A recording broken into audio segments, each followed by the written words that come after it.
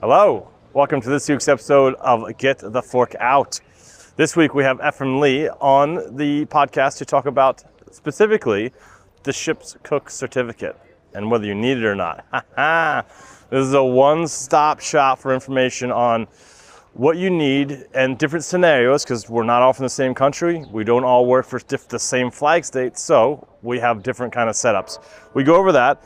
And this is for the community. This is to make it easier for you to navigate, to have some information to maybe push back against a captain that says you need it or a management company that says you need it, and also information for captains and management to realize that not every crew member needs to take the course and the certification. You definitely don't, especially if you're Cayman flag.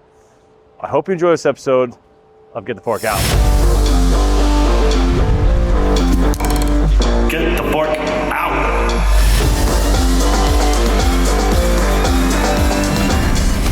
Everyone, welcome to this week's episode of Get the Fork Out.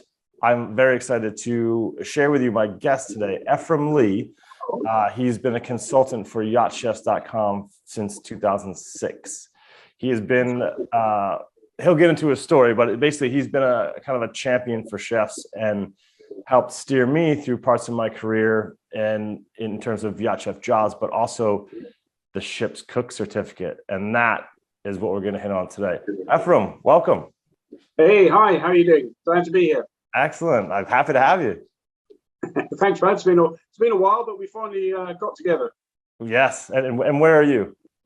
I'm in Antibes, just on the outskirts, and this is where I've been based for 8 years. Excellent. I am in Barcelona, and Zoom makes this so much easier. How did you find the yachting industry? Tell us your yachty story. Okay, yeah, sure. Well, in '91, I was in London working a city job, and me and my sister decided to quit our jobs and come down to the south of France and try a hand on getting jobs on yachts. So I came down here and I ended up living on a campsite in the yacht, day working. Nice. And then I got a job on a big motor yacht as a steward. And then I spent the summer on that, and then it went to the shipyard, so I was let go because they didn't need me. And then I got onto sailing yachts in the Caribbean, and then that was the beginning of it all. And then how long did you stay a crew member for? On and off between 91 and 96. So yeah, because I was doing ski resort work as well in the winters, and then summers on the yachts, and then a couple of winter seasons, a couple of crossings on sailing yachts. So I worked both sailing yachts and motor yachts, and I had a great time. Just wanted to always come back to living on Antibes. So in 2014, I came back down here and opened up a French company, and started doing agency work on the chef side. Excellent. I think you stating kind of your longevity in the industry that adds a very valuable perspective. The context of what we're going to get to later. Yeah, I also think the fact that I spent a year recruiting in London for 5-star hotels and fine dining restaurants, everything from GM to chefs to front of the house, that gave me another perspective on recruitment. And I'm a sort of an old fart doing the recruitment the way I learned back then. And I applied to the chef world on super yachts, and I love working with chefs. And obviously I've cooked in kitchens and run hotels and done the recruitment. So I think I offer my clients and the chefs a bit of a perspective from all that experience. So yeah, I try to offer a professional but personal relationship with all my clients and chefs. And that's how we got to know each other. I think probably we met on the dock in Antibes and carried on from there years ago, maybe 12 years ago. Yeah, you were laughing at the way I gave you a lift on the back of my scooter, and I almost crashed. But there we go. I still haven't passed my test, by the way. Oh, there's nothing better than putting a giant person on the back of your scooter when you're a little bit unstable. Exactly. Yeah, especially if you don't know what you're doing. Yeah, no, perfect. What could go wrong? Oh, good times, my man. Well, I mean, I've noticed as well. Like I'm not always in Antibes, and that you're always kind of pioneering the cause of the chefs. Like you've got a couple popular Facebook pages and a website for just kind of passing information to chefs so they can stay up to date. Why do you think that you put that kind of time and effort into setting up these resources for chefs? Well, I'm a bit different than a normal recruiter in that I believe a recruitment consultant should go the whole journey with the chef and represent the chef equally as the client.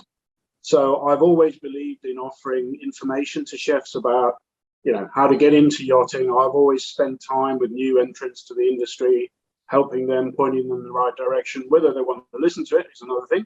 But I've always said that a recruitment agent should assist the chef along the whole of their journey, from when they first join the industry all the way through, and be available to help them with advice, CV help, all this kind of stuff. So I basically built and advised yacht chefs on their current website, which we launched last year, and there's a whole career advice section on there covering all elements of working in yachting.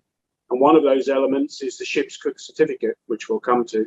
And so I built a dedicated information resource online with all the latest information that I get from chefs from all the flag states. And so, yeah, I just try and offer free advice rather than, just chasing the last dollar, which a lot of recruitment agencies do. So I'm a bit slightly different to most people.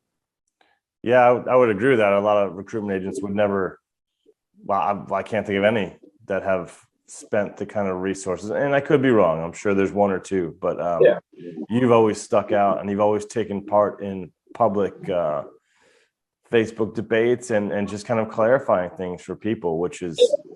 Yeah, I don't really represent anyone. I have try and post an unbiased view, and I suppose you could think of me like an uncle or a granddad in the background, always there to help people. I've helped people with personal issues, ship's cook, food hygiene, all this kind of stuff, and the contracts, injuries at work, getting medical cover, making sure your contract's correct, that that you've got medical cover, what the emergency numbers are. I mean, I've had some horrific examples in my recruitment years of chefs who've been injured on yachts and not got the help from their management company, from the captain, contracts which people might not realize that if they're South African or American, they don't get healthcare cover because it's hidden away in the depths of the contract. So yeah, I'm just sort of trying to champion chefs. I've worked on yachts, I've cooked, and I've managed hotels. So I'm from hospitality. I love hospitality. I love working with chefs. So I just want to help people. So it sounds corny and cliched, but I'll go for a beer with chefs. Not too late at night these days, but yeah, I'm here to provide professional service, but also an informal resource to help people in their careers. Yeah, and I've, like I said before, that's really in essence why I wanted to have you on board on the podcast, because there's still a lot of chefs that ping up, mostly on the WhatsApp group that I'm a part of, and the same questions. I mean, it's the same questions year in after year, and what I've noticed is chefs getting used to the course, and I'm just like, whoa. If you all buy into this, then as a collective, we're screwed. So that's really why I wanted to have you on this podcast, so we can talk about, get to the nitty gritty of what you know about the ship's cook, and then maybe some of the greenies in the industry or people that are still struggling with, do I need to do it or not, can at least listen to the podcast while they cook and get some real information without having to read through lengthy articles or whatnot. So again, thanks for being honest. This is going to be helpful, I think. Yeah, no, I'm glad to help. And I'm not a guru. I just speak to the MCA and the other flag states, and all I do is I just post what they tell me. And if there's an update, I'll share it with the community through the website, shipscookcertificate.com. And the information that I share is just what I've been given. So I don't have a biased opinion. I have an opinion myself. But yeah, I mean, it is really confusing. And every week, all year round, I'm the same. I get questions from chefs about the ship's cook, and it is confusing. I mean, at the end of the day, the ship's cook certificate was created years ago in shipping the International Labour Conference, the ILC, adopted a convention for the maritime industry, and that's called the MLC 2006. And basically, it protects the rights of seafarers, the employees on ships, and the yachting industry adheres to that. If they're a state that's ratified, if they're a flag that's ratified the MLC, then they adhere to that. So when you hear about a ship's cook on a yacht, what they're talking about is someone being qualified to cater for the religious and dietary requirements of the crew. That's all it is. It's related to looking after the crew under maritime labour law, looking after them. That's all it is. So it's an assessment to see if a ship's cook can cater for the crew. So that's essentially what it is. So it gets confusing because some people think, oh, it's a course, but it's not. It's the marine cookery assessment, which is the assessment. So if you are a flag state which requires a chef to do the assessment, for example, the UK MCA, they don't count your chef qualifications. So if you're a chef from Australia with your professional cookery TAFE 3 level exam, the MCA say, well, we don't accept that as prior accreditation is what it's called.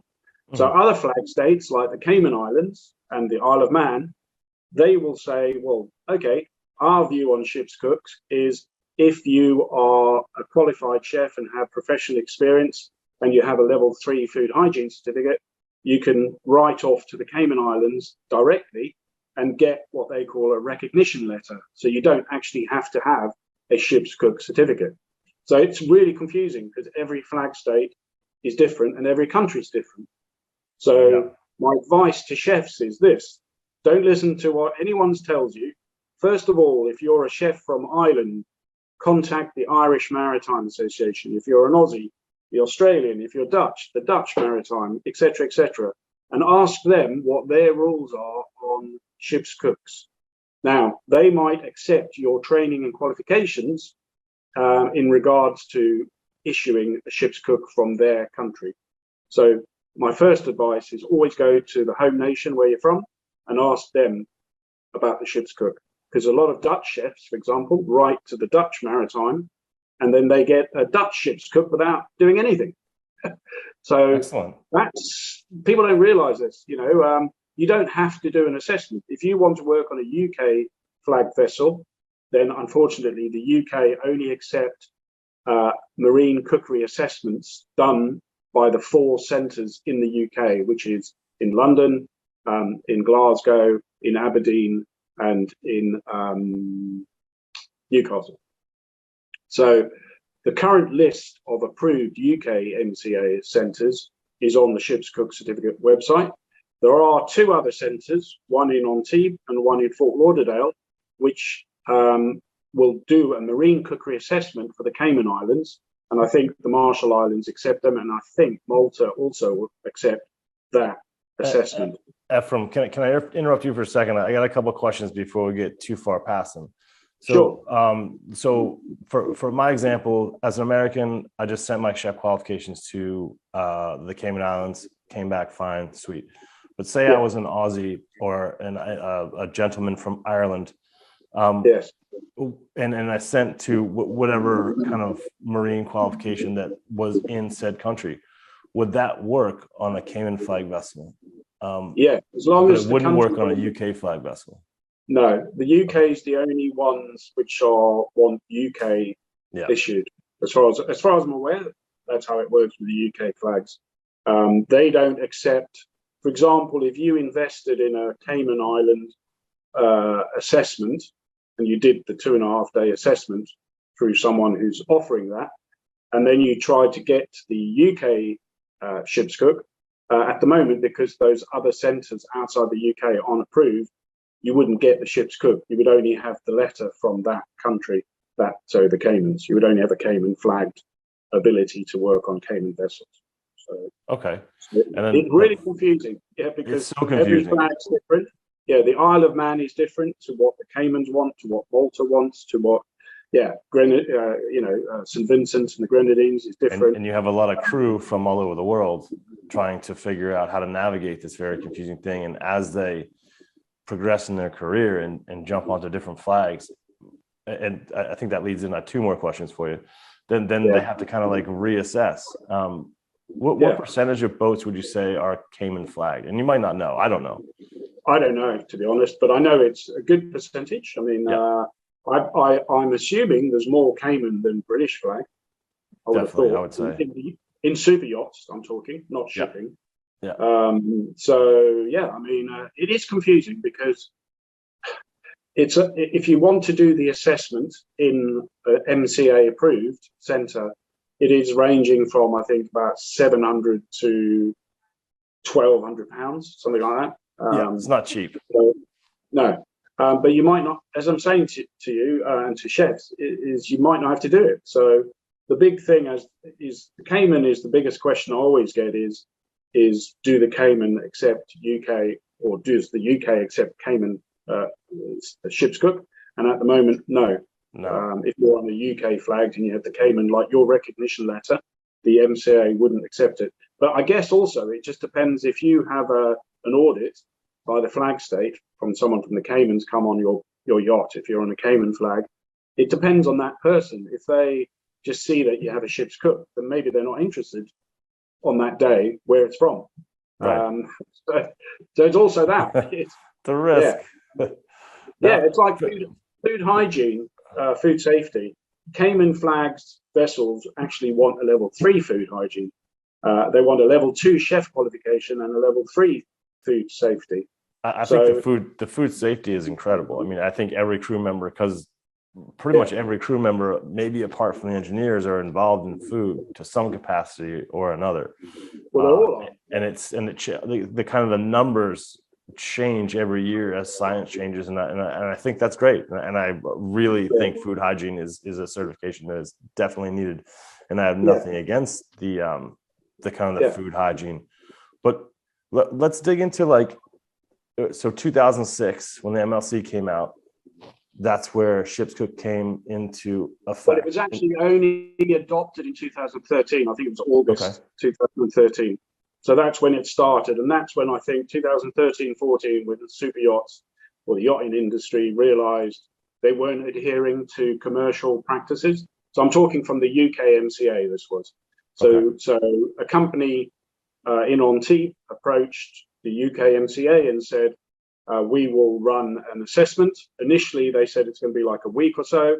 And then they got it down to 2.5 days. So this assessment is basically, it harps back to commercial ships. Now, in commercial ships, and I actually know a super yacht chef who's still working in the industry today, and he did the original ship's cook. So originally, the ship's cook on big ships was, I think it was 6 to 8 weeks, level 1, and then you'd go and do 6 months or a year's work experience on a ship as a cooking, and then you did your level 2. So originally, and in big ships, it was like your apprenticeship. You learned the French basic classic techniques, which is what the assessment was about, and then you got your ship's cook certificate.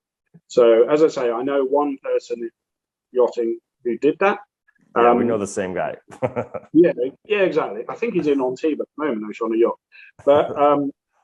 But so the super yacht industry sort of negotiated, as far as I think I can work out, with the MCA that they would do an assessment for a ship's cook on commercial ships, basically ships that go more than 60 miles offshore and with more than 10 crew. That's the sort of remit.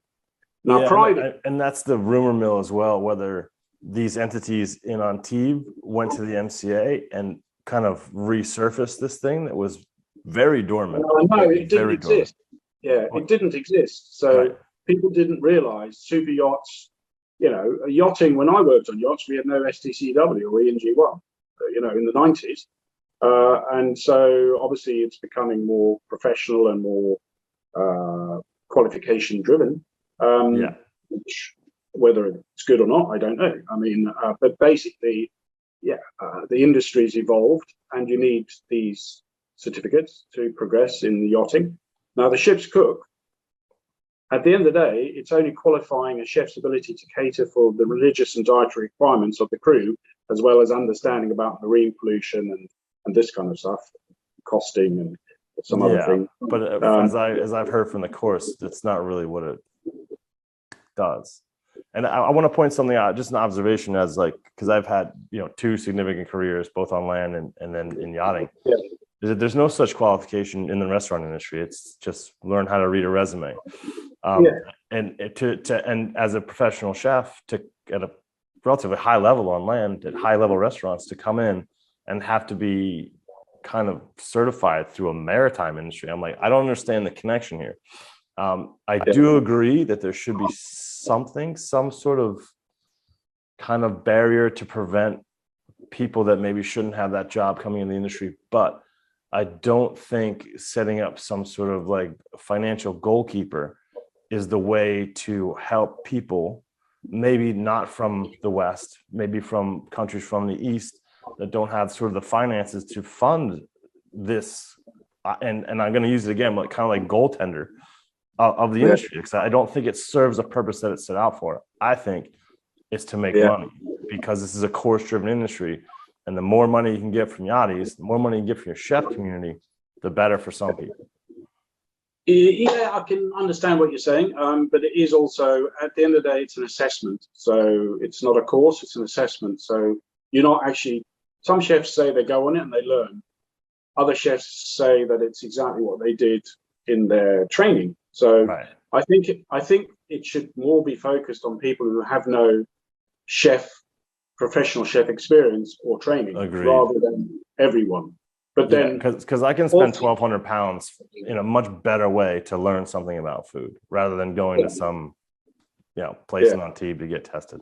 Yeah, what might have been better is for them to have assessors, but who would have paid for it is my little add-on, is if they had an assessor. So if each flag state has someone who will turn up on your yacht and spend the day with you, and if you follow all the correct food safety procedures and your galley's clean and all your stock rotation and all that stuff is done properly, then you get a certificate at the end of it saying that Brennan has passed his ship's cook assessment. That's a great idea. But who would pay for that? So who pays for the assessors? I mean, the super yacht industry is $1 billion, €1 billion industry, $1 trillion, whatever, 6-star, 7-star, whatever the people talk about. But but couldn't it fit into a flag state audit? I mean, who pays for those? Yeah, but they will never go back now. I can't see them ever changing it. Yeah, because it's basically, as I said, under the Maritime Labour Convention, it's the duty of the flag states and the yacht, who comes under that flag state's control, to ensure that the crew on a ship or yacht are fed correctly and they work the right hours and all this kind of stuff. So hours of rest and blah, blah, blah. So, they were only trying to adhere to the MLC, but I think it's got a bit confused. The fact that you can only... I would agree with that. Yeah. And just because you pass your assessment in marine cookery, the 2.5-day assessment, or 2 days, but everyone's different. Like I know Ontier in Aberdeen, from what I understand, is just a 1-day assessment, whereas Leith's is 2. Whereas if you go to the Cayman ones in Florida or Antibes, it's 2.5. So it's like no one's singing from the same hymn book anyway, and that's the problem with yachting. Every flag state has its own rules. Like Isle of Man say, if it's more than 6 crew, if you're a professional chef or if you've got professional chef qualifications or chef experience, then they'll accept that. The Cayman will accept your chef qualifications from wherever they are in the world, as long as you can prove you've got a qualification, and then you get the recognition letter. So everyone's different. So this is the trouble with yachting. It's like employment contracts. Everyone's got their own rules, right? And no one's accountable. And as you said, it's a lot of money to invest if you want to step up and work on yachts with more than 10 crew, and then you're getting someone saying to you, the captain, the crew agent, management company, you can only get the job if you've got a ship's cook certificate. Well, actually, that's bullshit, because some yachts, I've even told the chef, tell your captain to look at this. For Yeah. example, the Cayman Islands. And like even this week, I've had 2 people send off to the Caymans because they needed it. For example, on a Malta flagged yacht, I know that chefs have applied for the recognition letter from the Caymans and used it on the Malta, and not had any issues. So yeah, the whole it's a mess. It's a mess, and that's really why I wanted to have you on, to give people a resource to dodge the bullshit, because there's a lot out there, and resources also for captains and management, because they're also getting hoodwinked to a certain extent. Yeah. And they just get told something by the people that provide the assessment in the course that it's necessary and you have to do it, and it's clearly not the truth. So I just want to get all the facts out there in like an audio video form, so people don't have to pile through long. It's a great idea, and I know you have good following, and so word will spread. And it's something that with the info that I offer people is trying to explain it to them that it all depends on your flag state, and it all depends if you have a chef qualification, it's easier to get your recognition from the Cayman. If you don't, then you'd have to do the assessment. Because they say that they've got no proof. So if you've got a physical qualification, you can say, well, I've done the training, and that's all they want to know. Because at the end of the day, you're only cooking for crew. Right. You're not cooking for guests. It's not a stamp of your ability to cater for the guests. Because at the end of the guest day, the guests want such a wide array of cuisine on the yacht. Some formal, informal, so it's not a judgment on your ability to cater as a chef for the guests. It's only for the crew, and that's all it is. Yeah, and I kind of get the need. You can see the need where you wouldn't want someone joining a boat that had no idea about sanitation or had no idea about cooking. They just kind of blagged their way into it.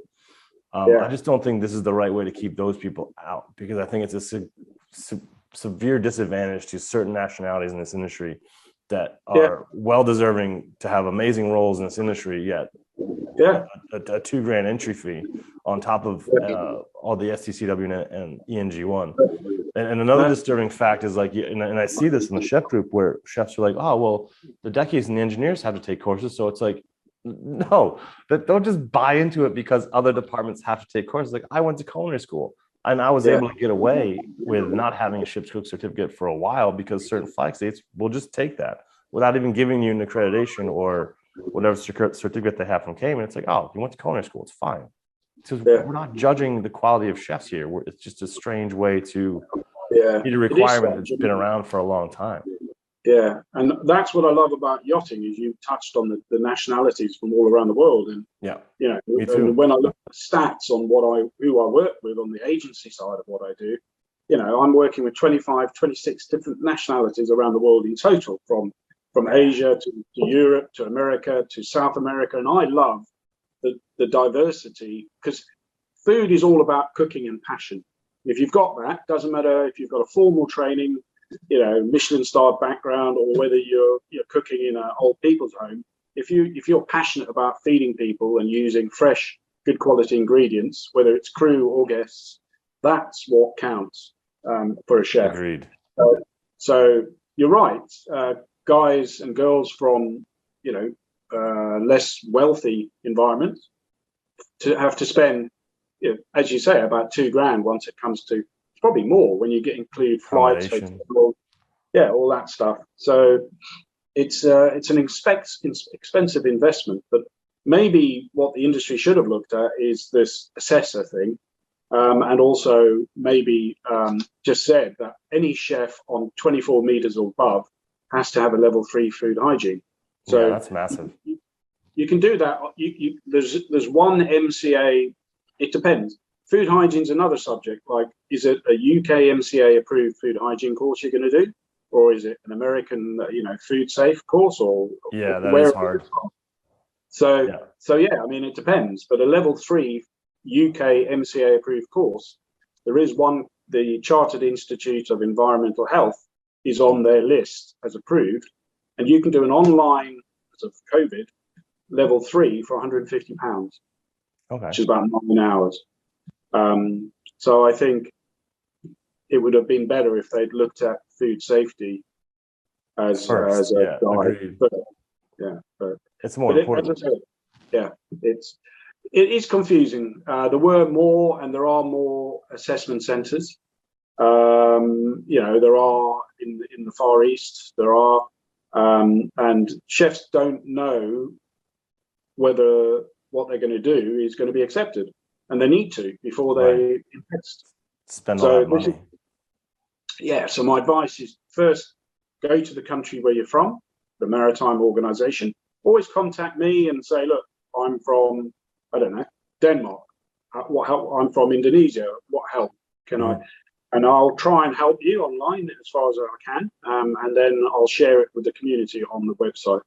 But it is confusing, and the annoying thing was that certain parties offered an assessment and then didn't help the chefs after it. For example, some of them did an assessment in France, but didn't send off their certificate for the marine cookery assessment to the MCA. So they never actually received the ship's cook, but they thought that the assessment certificate was the ship's cook, but it's not. It's not the same thing. Yeah. So, but yeah. So just be really careful out there, chefs. It's not easy to navigate, and a lot of it's bullshit, and a lot of it's not in your favor, and it's not there to help you. And it hasn't been around long enough to be set up properly where it's just like, oh, here's the natural path. It's just like the wild, wild west of people trying to scam money off of you. So just be careful. I mean, at the end of the day, the MCA in the UK, back in 2014, 15, they did accept what's called prior accreditation. So the department at the UK MCA, the Seafarers Department, were looking at the chefs who applied for the ship's cook. That's what I'm saying. They applied. You didn't have to do the assessment. And if you had covered the course, so the syllabus is basically French, Old English, classic cookery, 706, 1 and 2. So if you could show the MCA that you had this qualification, that you'd covered it when you trained, then they issued ship's cook certificates. But then suddenly they stopped. Why? Who knows? It's another subject, another discussion for another day. We can go into it if you want. We both gotta know how it happened. I won't get into that. But basically, I think all flag states should recognise chef training, and all of them do, apart from the MCA, who want you to complete the marine cookery assessment.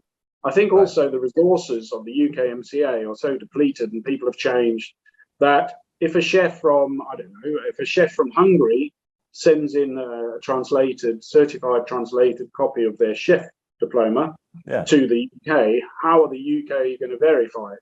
So I think that's why they shut their doors, because they were overwhelmed with people applying from overseas. So they said, well, we're only going to deal with English qualification, English issued chef qualification, as in Great Britain. And I'm saying English, I mean that. Well, thankfully, none of the other flag states followed suit, because we'd be in a pickle otherwise. That's not fair. Just because it's a British ensign on the flag doesn't mean that people that don't read or write or speak English can't still progress in their lives and career and do whatever they want to do. Exactly. I mean, I know chefs who sat the assessment in France for the company that doesn't do it anymore. And they were Italian, for example, and they struggled with English, and they got pulled up because their pastry was made differently to the way the assessor wanted to do it. So at the end of the day, it's like, I think people have lost sight of actually what it is. The ship's cook certificate is all it is. As I've said all the way through this discussion, it's just rubber stamping a chef's ability to cater for the religious and dietary requirements of the crew under maritime law. That's all it is. Yeah. So, yeah. That's great, Efrem. I'm glad you hit that point home a few times, because that is the base. That's the essence of what this thing started as. And what it's become now is completely different. And what it's become now is something that I don't think anyone really needs. So I love that you kind of came with a solution where there's some sort of assessment on board. Who pays for it? I don't know, but I'm sure most chefs would be happy to pay for it if they had to, rather than have to do this assessment. And maybe it's part of an audit. Yeah. It's that important Yeah. to put it in an audit. Yeah. I mean, there was something similar to this set up a couple of years ago where there was this sort of the yacht would have a gold standard rubber stamp, but that's not the same thing. I'm talking about purely for the galley having when the audit happens, the inspector spends time with the chef, sees their working practices, sees their and they can turn up unannounced. Yeah. As well. Like they do on land. I mean, in England, exactly. When I ran pubs and hotels, we'd get the health inspector turn up. The local council guy would turn up unannounced, and you had to keep all your fridge logs and your freezer logs and all your stores in good order. And it's basic practice. But in yachting, I hear so many stories about there's vast majority of chefs have pride in what they do, but there's certain yachts where a chef might have been unable to cope or doesn't have the right working practices, and chefs go in to take over from another chef, and it's a shit show. So I mean, I think you hit on an important point though. Like, we're trying to reinvent the wheel here. Meanwhile, the restaurant industry is kind of unilaterally the same in every country, where there's a sanitation inspection and it's a surprise, and be ready and be clean. There's no ship's cook assessment of any skills in the restaurant industry, as far as I know, at least in English-speaking countries. No one comes in, or you have to present a certificate. Hey, I can cook to this level. It's like, no, I have a resume, and I've built that resume, or I've been to culinary school, or I've apprenticed, or whatever, and this is who I am on my resume. It's not like the restaurant guild has a certain assessment. I think it's I understand what you're saying, but I think with shipping, it's under maritime labor law. They just need to somehow qualify and rubber stamp that a ship's cook is able and capable. And it's kind of not been a major talking point, I don't think. And it's changed. And the fact that if you want to, everyone used to say, well, the UKMCA is the leader in what's what, in terms of food hygiene. If you do a food hygiene certificate, are you going to go from the recognised list? Are you going to do your ENG1 from the recognised approved doctors list? It's all this, but I just think it's a global industry, and people are involved in cooking on yachts from all over the world in different languages, and I just think maybe it could have been done better, and a simpler solution, rather than having a chef who's already done 3-4 years training and done certification, got their chef's got diploma or qualification, whatever it is, and then having to spend another $2,000, $2.5 rubber stamping what they've already done. Don't get me wrong, some chefs, and you'll get people looking at this video who will say, well, bullshit, I did the assessment and I thoroughly enjoyed it, and I brushed back up on pastry and whatever. Fantastic. But that's fine. Everyone's got their own views, but if you think about it, if you've already invested in your culinary training in your earlier years, why do you have to reinvest to prove that you've done something already? Whereas if you've got a bit of paper you can wave, you can say, this is my certificate. Why am I doing it again? Why do I have to prove? Rather have someone say, well, we want the food hygiene to be up to date, and that's more of an issue, I think. If you look at the figures and the fact, I mean, every crew member on a yacht, from captain to stew to laundryman, whatever, should all have laundry person. Should have a food hygiene level 2, because everyone's handling food. Everyone goes to the crew fridge, whether it's a small boat, big boat, whatever. I mean, so rather get that going, and all chefs have a level 3. I mean, chefs are going to be spitting daggers at me for suggesting that, but I think it's better to have standards of food safety than checking if someone can make puff pastry or I mean, crew as well are international. So you're testing a chef's abilities and knowledge of French classics, whereas the crew might be, European, Southeast Asian, North American, South American, East European, could be from Middle Eastern. So how do you gauge if a chef can cater for all those cuisines? So rather get a standard for hygiene and raise that in the industry. I'm not saying that the industry is suffering in terms of food hygiene. I'm just saying it would have been a better solution to have control of. I think it would have made much more sense, I think, to initially maybe get that out of the way and make sure there's a high level of certification all across the industry, the crew member wide. I think that would be clearly more important, because that's the route that most restaurants have taken in any given country. But I understand why they introduced the assessment, because they suddenly thought, oh dear, hang on, 2013-14, we're not adhering to the Maritime Labour Convention. So they hurried together a solution which they thought would be a good way to assess people. But the fact that every flag state has its own rules for that assessment, it should have, they should have agreed across all the flag states, okay, we're going to allow chefs who've already studied cookery and got a qualification to be considered as a chef's cook if they've got experience as well in kitchens, which they would have. So it's just confusing. It's not a level playing field. So it's confusing and it's costly.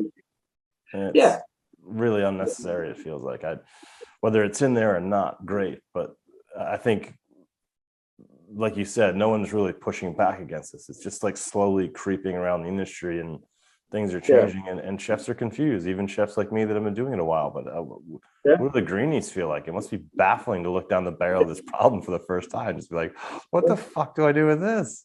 And how much does it cost me? Exactly. Well, I think the greenies have got enough other crap being thrown at them from companies selling them super yacht chef, new to the industry courses and all this bullshit. And that's why on the yachtchefs.com website, I built them a career advice area. So it asks questions about, are you new to yachting? What job can I go for? What about contracts? What about insurance? What about healthcare? What about the ship's cook? And so I think that's more important to help chefs with that, to let them know that they don't have to learn and spend a lot of money on a introduction to super yacht galley course, because definitely not. Okay, it will cover stuff which can be useful, but with social media and the online community now, why spend money where you can just talk to people on Facebook or WhatsApp or whatever, freelance and just get amongst it. So the industry is different, and I think with social media, and that's something that I advise the website yachtchefs.com about, is you've got to embrace change, and that's why they also offer free job posting to captains, because the idea is that to get more and more chefs working, and through the ship's cooks website, it offers information on that topic, but it also gives them access to jobs where captains directly post onto the jobs board. So there's a whole ream of different things that can be done to help chefs, and I don't think enough agents. I think there are some fantastic agents out there, of course, but there's also those that just are in it for the numbers, and the 9 to 5. And for me as a consultant working with chefs, it's always been about long-term offering advice, giving it free, helping with CVs where I can, and then giving the ship's cook advice. And that's my philosophy. No, and it's appreciated, man. And I hope I'm able to expose you and the website that you work on to more and more chefs, because I think it's quite special what you do. You put a lot of extra time into things that don't make you more money. So I really appreciate the time and effort for the yacht chef community. Well, it's a pleasure, and I enjoy it. I enjoy doing what I do. I enjoy working with chefs, and I'm always available for social gatherings as well. Not so much as in my youth, but it's important, I think, that people are given the right information and that they're not just used to make a quick buck. And I think some agents might be guilty of that. And, whether you're new to the industry or an old timer, you deserve the equal amount of time and honesty from the crew agents who represent you. One last thing I'd say to chefs as well is make sure that when you register with a crew agent, that they are data protection registered, and that you don't give all your bank information and all that to them. Make sure that they are a recognized, reputable crew agent, and that their website says HTTPS. It's a secure site. Which at the end of the day, you're loading your, I know on yachtchefs.com, you don't have to load any documents apart from your resume if you want. You don't have to load that even. But some websites, you have to download hundreds of all your certificates, your passport, this, that, and the other. And just be careful with that. That if you're loading your documents to a site that's not secure, just think anyone can get hold of those documents, and then you're being, someone's using, you're being compromised. So it's a small thing. If a company's not professionally enough to have a secure website, then should you be using them? That's my finishing note on that is, just chefs, be careful. Just be careful with your data that you're sharing with strangers, because at the end of the day, also with job scams, if a job looks too good to be true, it normally is. If you're a crew chef on 10,000 a month on a time for time rotation, scratch your head and think, I don't think so, because the job won't be real. And if I hear of any job scams, I'll post them as well. But the rule of thumb is normally if it's too good to be true, it ain't true. Well, Efrem, let's end it on that. I know you have to go. We as the chef community appreciate you and all the extra above and beyond things that you do to help us clarify these murky waters, so to speak. But I really appreciate you coming on. No problem. Thanks for having me. And as I say, shipscookcertificate.com is the website for info, and yachtchefs.com is for the jobs. And even if chefs are looking to advertise chef jobs on their yachts, yards, crossings, they can do it free on the site. There's no cost. So amazing. Just want to spread the word.